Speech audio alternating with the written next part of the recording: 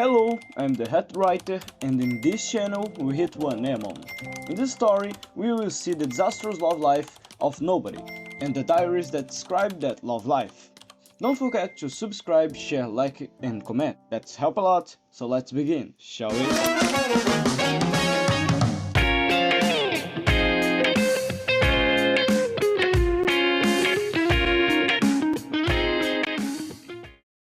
The Amazing Love Life of Nobody. The First Diary. Part 1. Hi, my name is Nobody, and I think I have a pretty disastrous love life. So I started to make diaries to try being one best lover. Or I guess so. My first diary and lover. All started in my high school.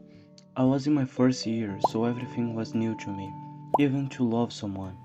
And I know that every boy has their first crush in the kindergarten or something, but until my 14 to 15 years old, I was just not interested in a crush.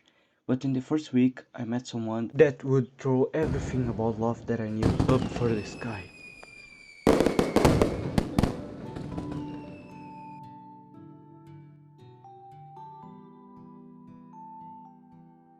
He was something so simple, yet so interesting.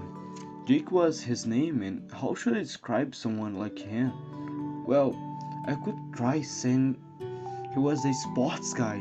He played anything from volleyball to soccer, and also he was the artist kind. He drew like no one that I knew, and was so creative. But even though I was madly in love with him, I noticed his struggle with some of our grades. He was bad in math, so bad that in the first semester he almost failed.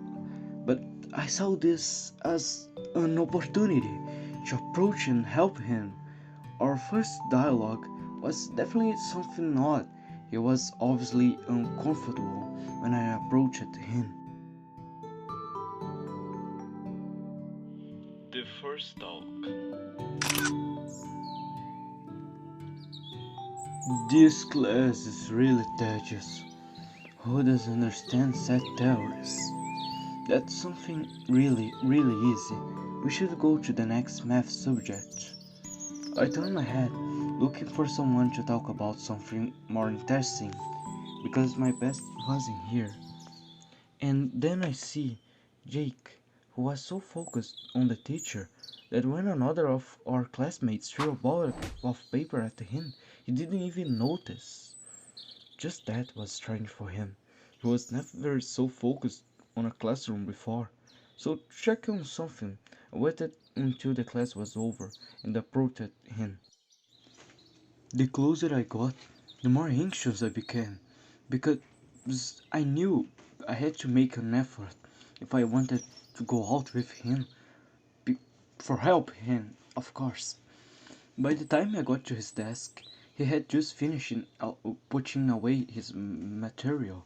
Then I started to talk. Hey, Jake, I know you don't know me, but since we are in the same classroom, I wanted to ask you something. Are you, by any means, having any difficulty in this class? As I spoke, he looked at me with an extremely red face of anger, or so I thought until he began to speak. Hey, nobody, what a surprise! Yeah, I'm having trouble in this particular class. Math was never exactly my strong point. But how did you notice I was having trouble? I looked at him and started to blush. How the hell did he know my name?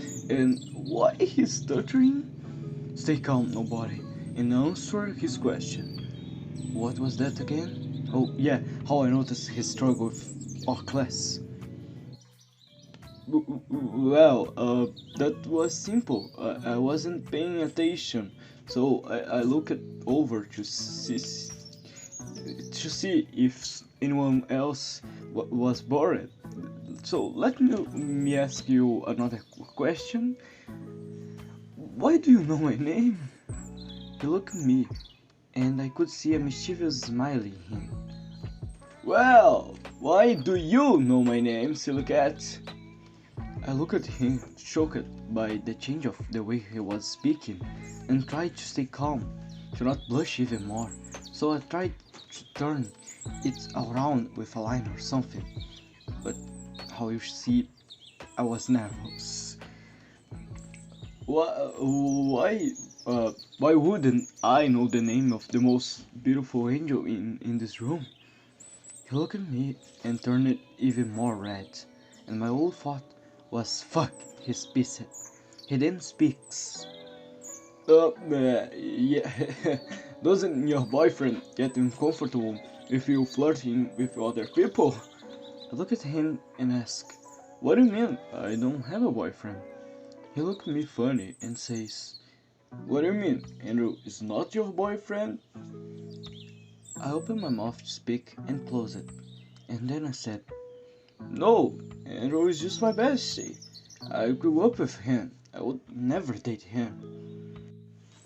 Jake looked at me, and a new funny smile came in his face. Well, changing subjects, and coming back to math class specifically, I was looking for a private math teacher. Wouldn't you know someone good who could help me? Yes, there's me. I am excellent in math. I'm free to give you some extra lessons if you need them badly. I now knew that I had screwed up all my chances of dating someone who'd like to go out with some desperate person like me. No one would like to do that, especially Jake.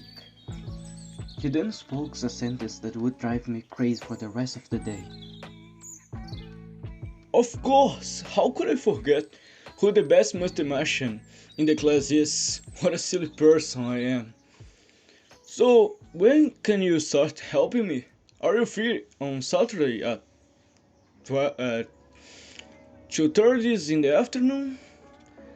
I looked at him, stunned, and if before I was blushing, now I looked like a volcano, how red I was. Yes, I'm free Saturday. Do you like homemade brownies? Because I can make it for us. I said as I tried to pull myself together. How you see, it didn't work. The bell rang soon after, so unfortunately I had to go back to my seat. I said goodbye to him with as much grace as possible as I walked backwards. Bye, I have to go to my seat. I text you later.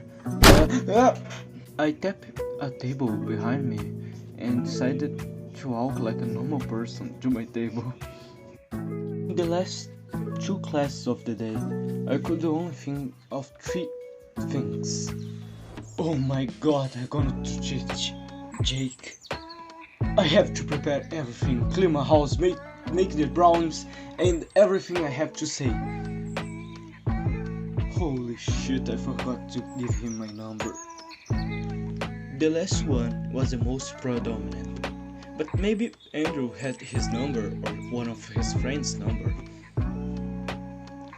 When the last bell rang, I ran home because I had to get everything right, as it was already Friday, so I grabbed my bike and pedaled home while I was listening to music.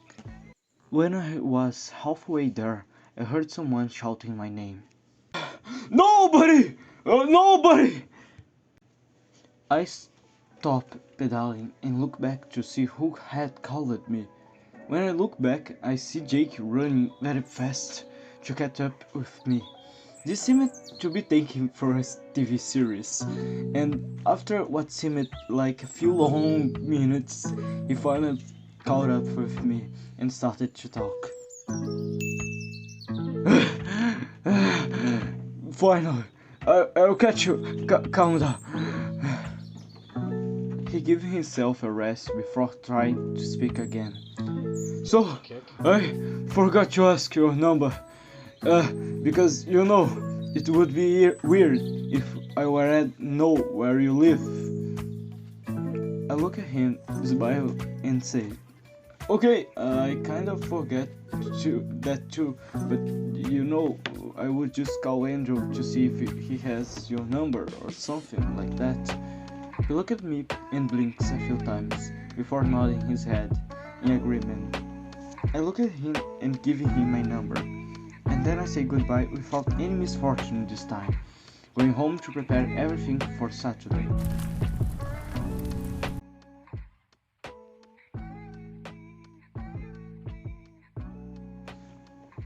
The first day was extremely smooth, with the exception of a couple times when I had freakouts.